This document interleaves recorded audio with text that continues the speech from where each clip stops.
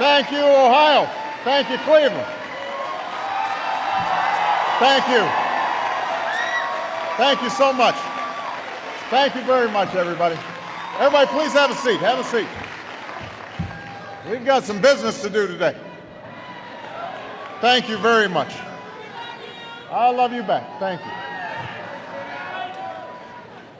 Before I get started, I want to just acknowledge some outstanding public servants who are here. First of all, somebody who I believe is one of the finest governors in this country, Ted Strickland, is here.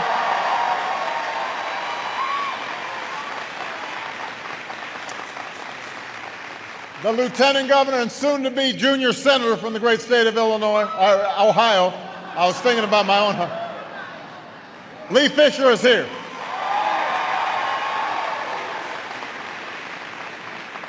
Yeah, I used to hear that line all the time about the senator from Illinois. That would be me.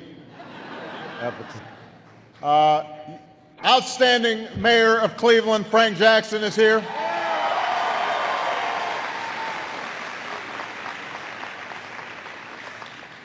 The mayor of Parma, Dean DePerio.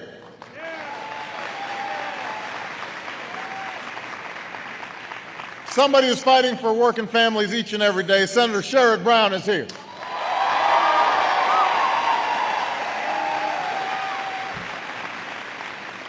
And three of the hardest working and finest members of the House of Representatives, Dennis Kucinich,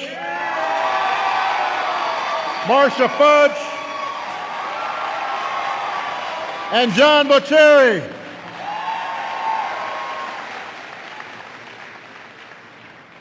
Well, good afternoon, everybody.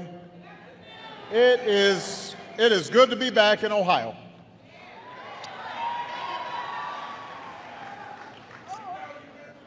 You know, in the fall of 2008, one of the last rallies of my presidential campaign was right here in the Cleveland area.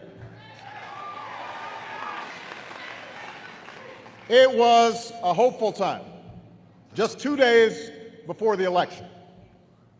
And we knew that if we pulled it off, we'd finally have the chance to tackle some big and difficult challenges that had been facing this country for a very long time. We also hoped for a chance to get beyond some of the old political divides between Democrats and Republicans, red states and blue states, that had prevented us from making progress. Because although we are proud to be Democrats, we are prouder to be Americans. And we believe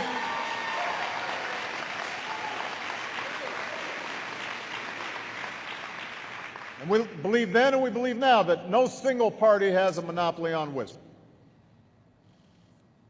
Now, that's not to say that the election didn't expose deep differences between the parties. I ran for president because for much of the last decade, a very specific governing philosophy had reigned about how America should work. Cut taxes, especially for millionaires and billionaires. Cut regulations for special interests. Cut trade deals, even if they didn't benefit our workers. Cut back on investments in our people and in our future, in education and clean energy and research and technology. The idea was that if we just had blind faith in the market, if we let corporations play by their own rules, if we left everyone else to fend for themselves, then America would grow and America would prosper. And for a time, this idea gave us the illusion of prosperity.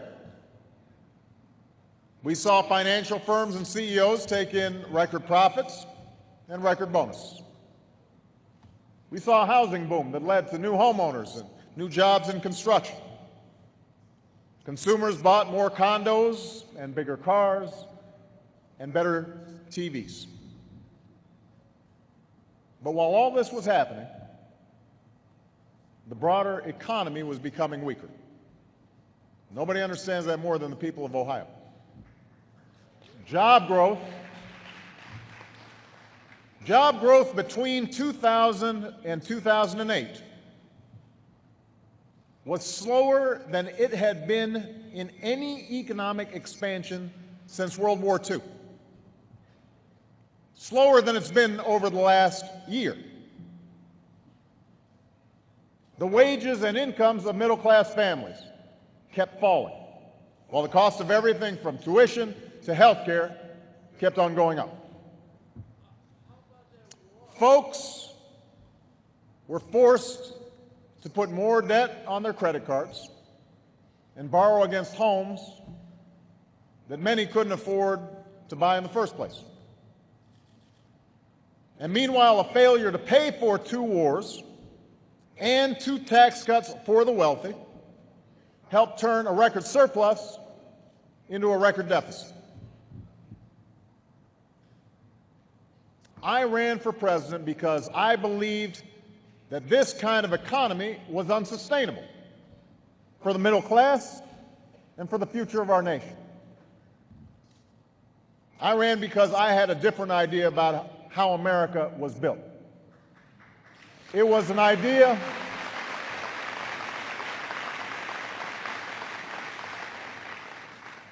rooted in my own family's story.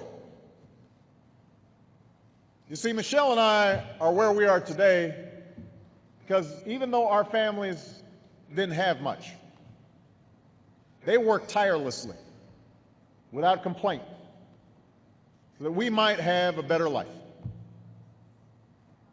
My grandfather marched off to Europe in World War II, while my grandmother worked in factories on the home front. I had a single mom who put herself through school and would wake before dawn to make sure I got a decent education. Michelle can still remember her father heading out to his job as a city worker long after multiple sclerosis had made it impossible for him to walk without crutches. He always got to work, he just had to get up a little earlier. Yes, our families believed in the American values of self-reliance and individual responsibility, and they instilled those values in their children. But they also believed in a country that rewards responsibility, a country that rewards hard work, a country built on the promise of opportunity and upward mobility. They believed in an America that gave my grandfather the chance to go to college because of the GI Bill. An America that gave my grandparents the chance to buy a home because of the Federal Housing Authority. An America that gave their children and grandchildren the chance to fulfill our dreams thanks to college loans and college scholarships. It was an America where you didn't buy things you couldn't afford, where we didn't just think about today, we thought about tomorrow. An America that took pride in the goods that we made, not just the things we consumed. An America where a rising tide really did lift all boats, from the company CEO to the guy on the assembly line. That's the America I believe in. That's the America I believe in.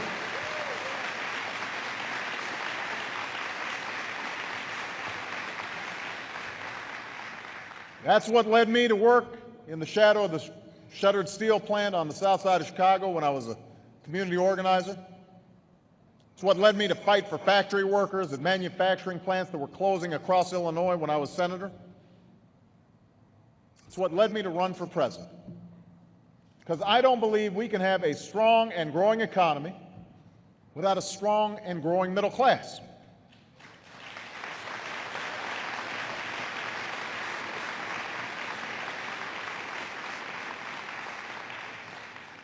Now, much has happened since that election. The flawed policies and economic weaknesses of the previous decade culminated in a financial crisis and the worst recession of our lifetimes. And my hope was that the crisis would cause everybody, Democrats and Republicans, to pull together and tackle our problems in a practical way. But as we all know, things didn't work out that way. Some Republican leaders figured it was smart politics to sit on the sidelines and let Democrats solve the mess. Others believed on principle that government shouldn't meddle in the markets, even when the markets are broken. But with the nation losing nearly 800,000 jobs the month that I was sworn into office, my most urgent task was to stop a financial meltdown and prevent this recession from becoming a second depression.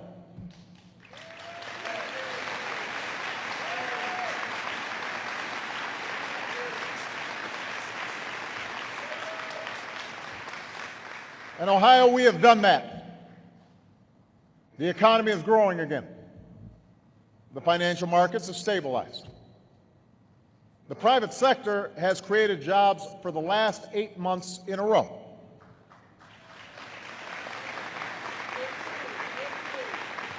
And there are roughly 3 million Americans who are working today because of the economic plan we put into place.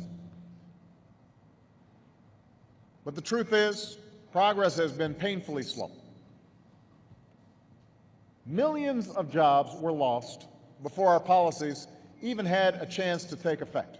We lost 4 million jobs in the 6 months before I took office. It was a hole so deep that even though we've added jobs again, millions of Americans remain unemployed. Hundreds of thousands of families have lost their homes. Millions more can barely pay the bills or make the mortgage. The middle class is still treading water. And those aspiring to reach the middle class are doing everything they can to keep from drowning. And meanwhile, some of the very steps that were necessary to save the economy, like temporarily supporting the banks and the auto industry, fed the perception that Washington is still ignoring the middle class in favor of special interests. And so people are frustrated, and they're angry, and they're anxious about the future. I understand that. I also understand that in a political campaign, the easiest thing for the other side to do is to ride this fear and anger all the way to Election Day. And that's what's happening right now. A few weeks ago, the Republican leader of the House came here to Cleveland and offered his party's answer to our economic challenges. Now, it would be one thing if he had admitted his party's mistakes during the 8 years that they were in power, if they had gone off for a while and meditated and come back and offered a credible new approach to solving our country's problems. But that's not what happened. There were no new policies from Mr. Boehner. There were no new ideas. There was just the same philosophy that we had already tried during the decade that they were in power. The same philosophy that led to this mess in the first place. Cut more taxes for millionaires and cut more rules for corporations. Instead of coming together, like past generations did, to build a better country for our children and grandchildren, their argument is that we should let insurance companies go back to denying care for folks who are sick, or let credit card companies go back to raising rates without any reason. Instead of setting our sights higher, they're asking us to settle for a status quo of stagnant growth and eroding competitiveness and a shrinking middle class. Now, Cleveland, that is not the America I know. That is not the America we believe in.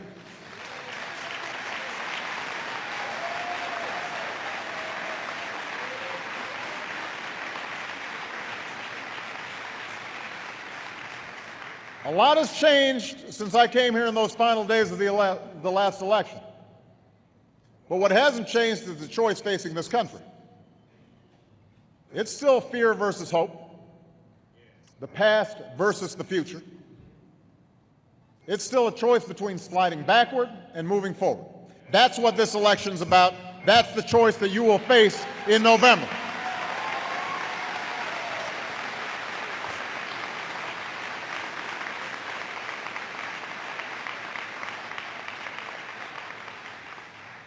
Now, we have a different vision for the future. See, I've never believed that government has all the answers to our problems. I've never believed that government's role is to create jobs or prosperity. I believe it's the drive and the ingenuity of our entrepreneurs, our small businesses, the skill and dedication of our workers that's made us the wealthiest nation on earth.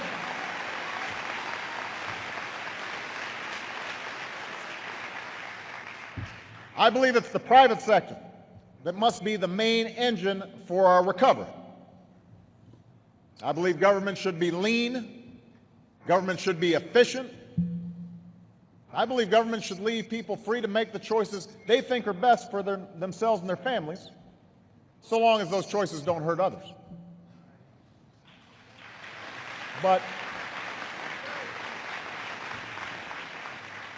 But in the words of the first Republican president, Abraham Lincoln, I also believe that government should do for the people what they cannot do better for themselves.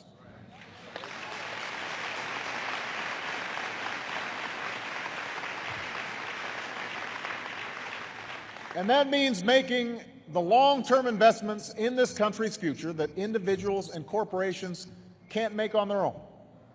Investments in education and clean energy, in basic research and technology and infrastructure.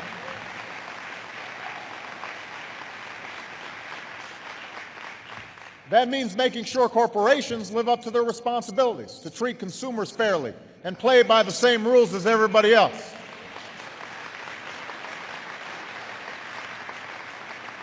Their responsibility is to look out for their workers as well as their shareholders and create jobs here at home. And that means providing a hand up for middle-class families so that if they work hard and meet their responsibilities, they can afford to raise their children and send them to college, see a doctor when they get sick, retire with dignity and respect.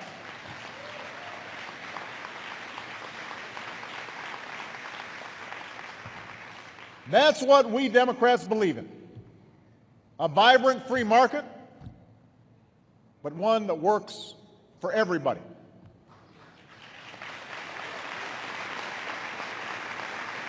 That's our vision. That's our vision for a stronger economy and a growing middle class. And that's the difference between what we and Republicans in Congress are offering the American people right now. Now, let me give you a few specific examples of our different approaches. This week, I propose some additional steps to grow the economy and help businesses spur hiring. One of the keys to job creation is to encourage companies to invest more in the United States. But for years, our tax code has actually given billions of dollars in tax breaks that encourage companies to create jobs and profits in other countries.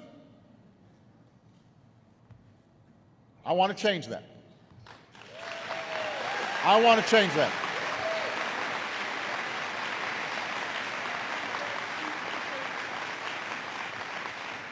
Instead of tax loopholes that incentivize investment in overseas jobs, I'm proposing a more generous, permanent extension of the tax credit that goes to companies for all the research and innovation they do right here in Ohio, right here in the United States of America.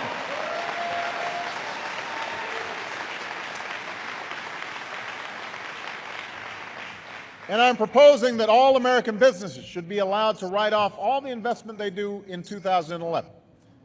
And this will help small businesses upgrade their plants and equipment and will encourage large corporations to get off the sidelines and start putting their profits to work in places like Cleveland and Toledo and Dayton.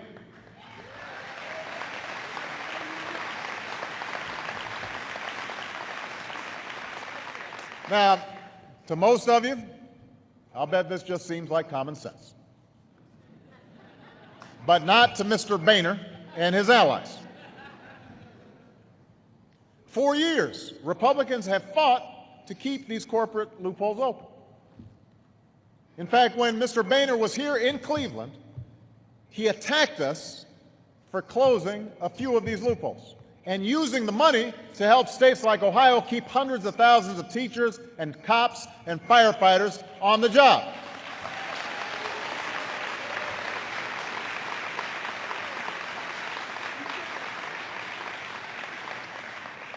Mr. Boehner dismissed these jobs we saved, teaching our kids, patrolling our streets, rushing into burning buildings, as, quote, government jobs. Jobs, I guess, he thought just weren't worth saving. And I couldn't disagree more. I think teachers and police officers and firefighters are part of what keeps America strong.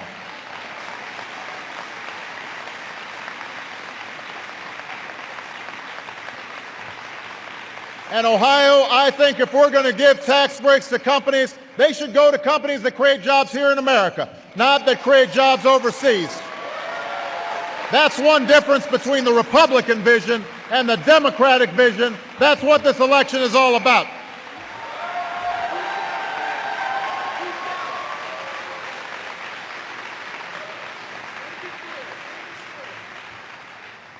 Now, let me give you another example.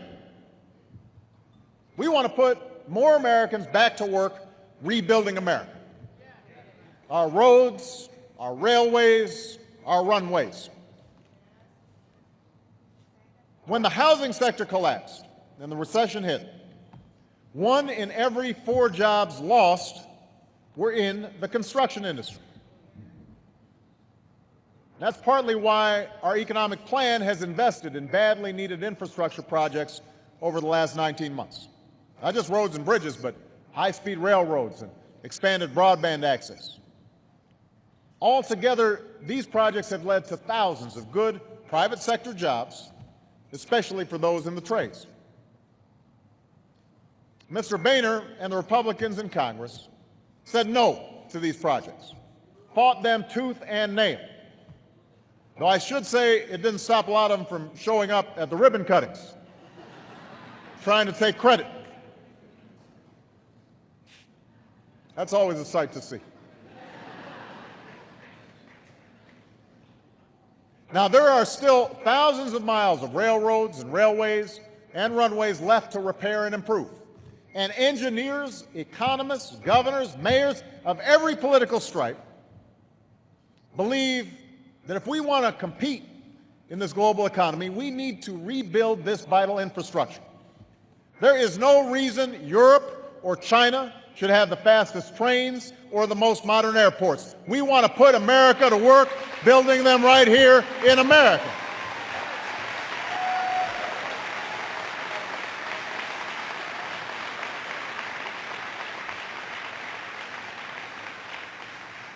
So, this week, I've proposed a 6-year infrastructure plan that would start putting Americans to work right away. But despite the fact that this has traditionally been an issue with bipartisan support, Mr. Boehner has so far said no to infrastructure. That's bad for America. And that, too, is what this election is all about. I'll give you one final example of the differences between us and the Republicans, and that's on the issue of tax cuts. Under the tax plan passed by the last administration, taxes are scheduled to go up substantially next year for everybody. By the way, this was by design. When they passed these tax cuts in 2001 and 2003, they didn't want everybody to know what it would do to our deficit. So they pretended like they were going to end, even though now they say they don't. Now, I believe we ought to make the tax cuts for the middle class permanent. For the middle class, permanent.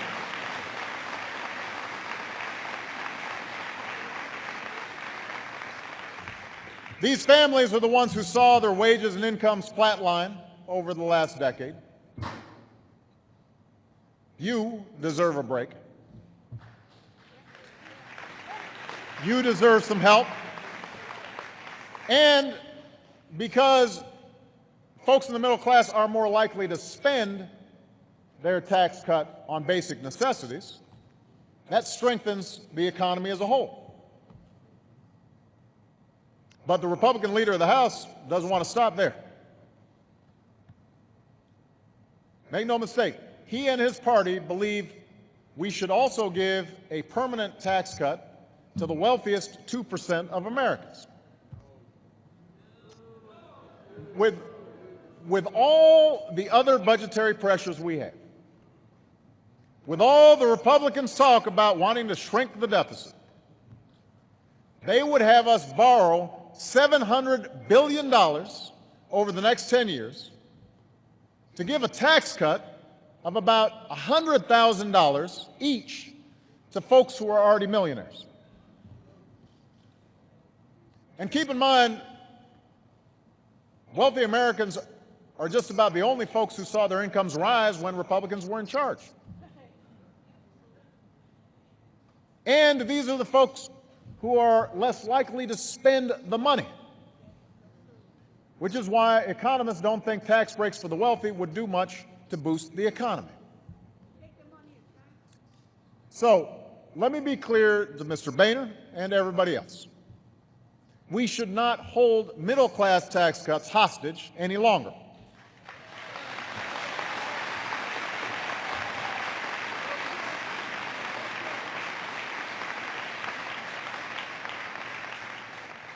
We are ready this week, if they want, to give tax cuts to every American making $250,000 or less.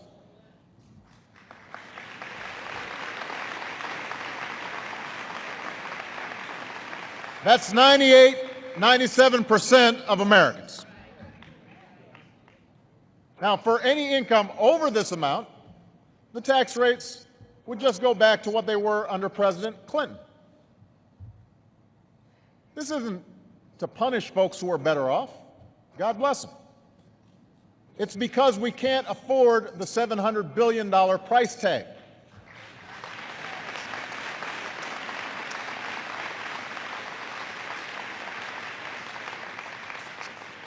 And for those who claim that our approach would somehow be bad for growth and bad for small businesses, let me remind you that with those tax rates in place under President Clinton, this country created 22 million jobs and raised incomes and had the largest surplus in our history.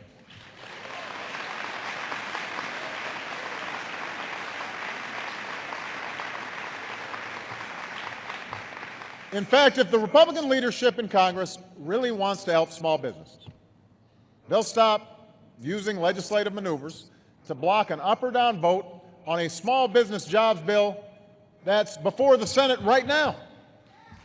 Right now.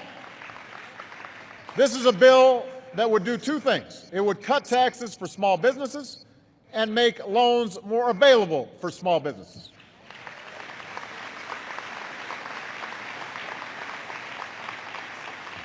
It is fully paid for, won't add to the deficit, and it was written by Democrats and Republicans. And yet, the other party continues to block this jobs bill, a delay that small business owners have said is actually leading them to put off hiring. Look, I recognize that most of the Republicans in Congress have said no to just about every policy I've proposed since taking office. I realize in some cases that there are genuine philosophical differences. But on issues like this one,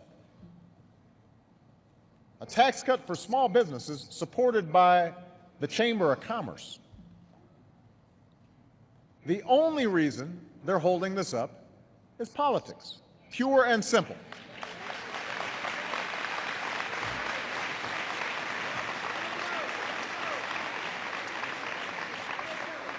They're making the same calculation they made just before my inauguration. If I fail, they win. Well, they might think that this will get them to where they want to go in November. But it won't get our country going where it needs to go in the long run.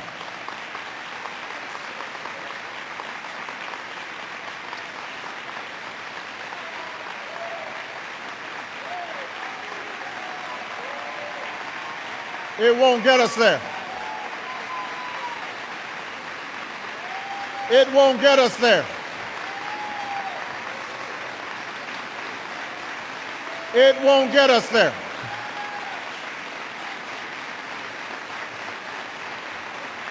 So that's the choice, Ohio.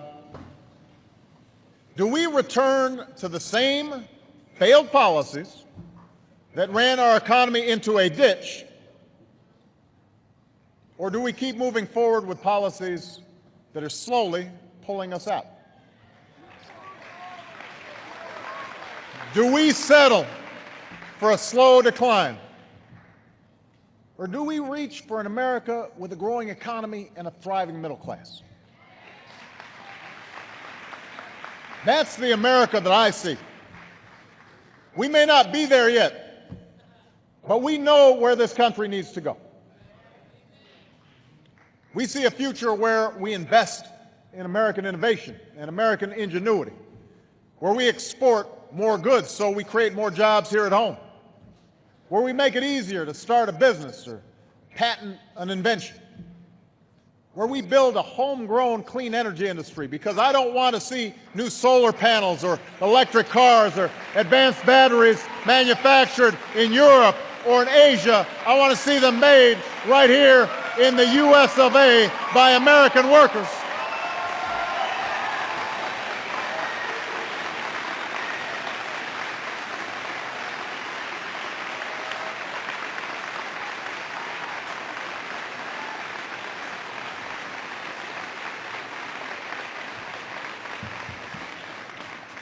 We see an America where every citizen has the skills and training to compete with any worker in the world. That's why we've set a goal to once again have the highest proportion of college graduates in the world by 2020.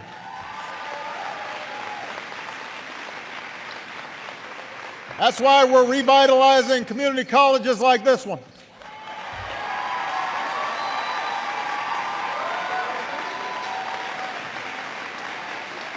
That's why we're reforming our education system based on what works for our children, not what perpetuates the status quo. We see an America where a growing middle class is the beating heart of a growing economy. And that's why I kept my campaign promise and gave a middle class tax cut to 95% of working Americans. That's why we passed health insurance reform that stops insurance companies from jacking up your premiums at will or denying coverage because you get sick.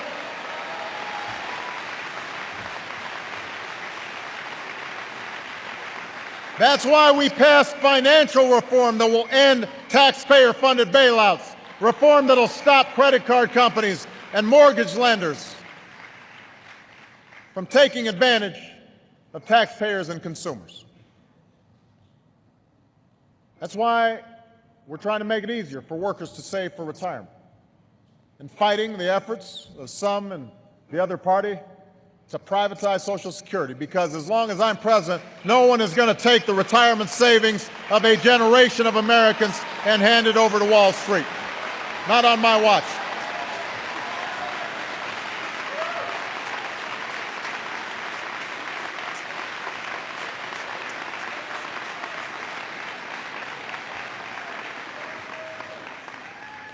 That's why we're fighting to extend the child tax credit and make permanent our new college tax credit. Because if we do, it will mean $10,000 in tuition relief for each child going to 4 years of college.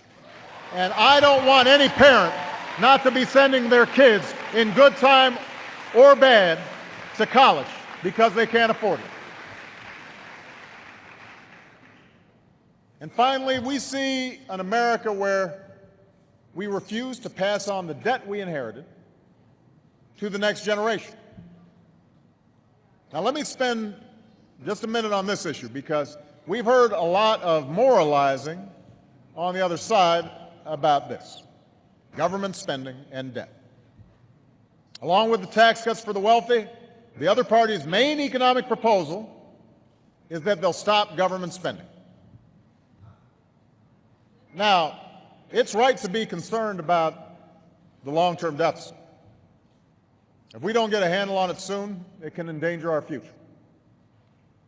And at a time when folks are tightening their belts at home, I understand why a lot of Americans feel it's time for government to show some discipline too. But let's look at the facts. When these same Republicans, including Mr. Boehner, were in charge, the number of earmarks and pet projects went up, not down. These same Republicans turned a record surplus into a record deficit. When I walked in, wrapped in a nice bow, was a $1.3 trillion deficit, sitting right there on my doorstep. A welcoming present. Just this year, these same Republicans voted against a bipartisan fiscal commission that they themselves had proposed. Once I decided I was for it, they were against it.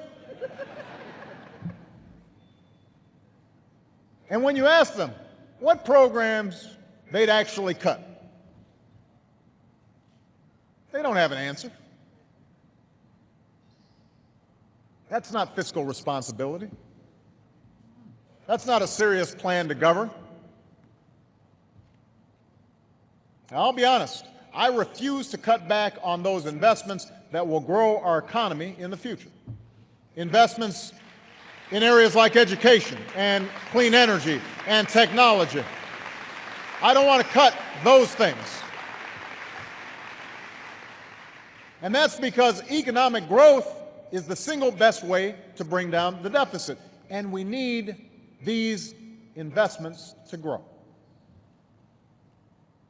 But I am absolutely committed to fiscal responsibility, which is why I've already proposed freezing all discretionary spending unrelated to national security for the next 3 years. And once the bipartisan fiscal commission finishes its work, I'll spend the next year making the tough choices necessary to further reduce our deficit and lower our debt, whether I get help from the other side or not.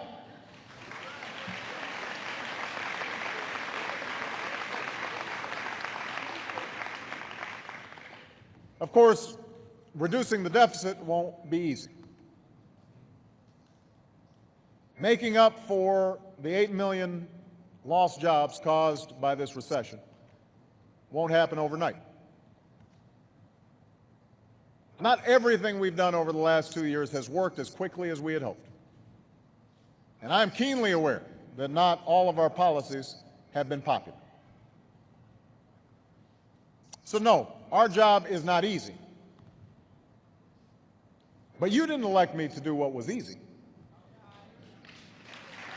You didn't elect me to just read the polls and figure how to keep myself in office. You didn't elect me to avoid big problems. You elected me to do what was right. And as long as I'm president, that's exactly what I intend to do.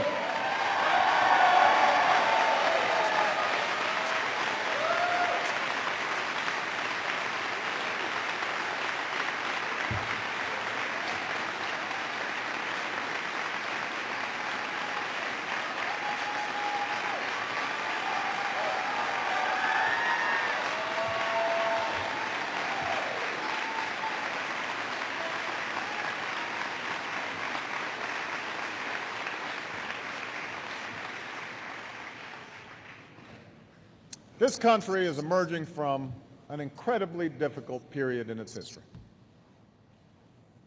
An era of irresponsibility that stretched from Wall Street to Washington and had a devastating effect on a lot of people. We have started turning the corner on that era. But part of moving forward is returning to the time-honored values that built this country: hard work and self-reliance, responsibility for ourselves, but also responsibility for one another. It's about moving from an attitude that said, "What's in it for me?" to one that asks, "What's best for America? What's best for all our workers? What's best for all of our businesses? What's best for all of our children?"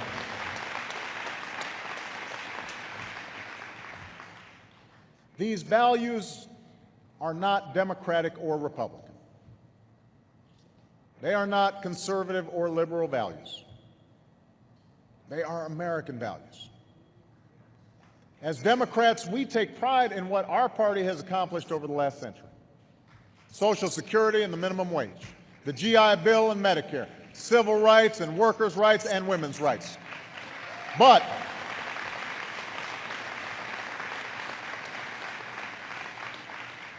we also recognize that throughout our history, there has been a noble Republican vision as well of what this country can be. It was the vision of Abraham Lincoln, who set up the first land-grant colleges and launched the Transcontinental Railroad. The vision of Teddy Roosevelt, who used the power of government to break up monopolies. The vision of Dwight Eisenhower, who helped build the interstate highway system. And yes, the vision of Ronald Reagan, who, despite his aversion to government, was willing to help save Social Security for future generations, working with Democrats.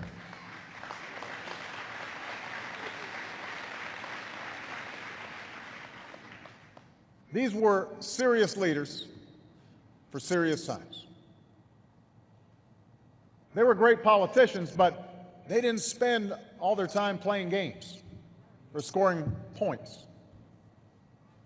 They didn't always prey on people's fears and anxieties. They made mistakes, but they did what they thought was in the best interests of their country and its people. And that's what the American people expect of us today. Democrats, independents, and Republicans. That's the debate they deserve. That's the leadership we owe them. I know that folks are worried about the future. I know there's still a lot of hurt out there.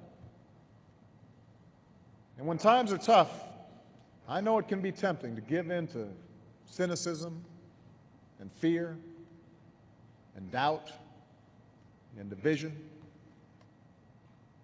to just settle our sights a little bit lower, settle for something a little bit less. But that's not who we are, Ohio. Those are not the values that built this country. We are here today because in the worst of times, the people who came before us brought out the best in America. Because our parents and our grandparents and our great-grandparents were willing to work and sacrifice for us. They were willing to take great risks and face great hardship and reach for a future that would give us the chance at a better life. They knew that this country is greater than the sum of its parts. That America is not about the ambitions of any one individual, but the aspirations of an entire people, an entire nation. That's who we are. That is our legacy. And I'm convinced that if we're willing to summon those values today, and if we're willing to choose hope over fear, and choose the future over the past, and come together once more around the great project of national renewal, then we will restore our economy and rebuild our middle class and reclaim the American dream for the next generation. Thank you. God bless you. And may God bless the United States of America. Thank you.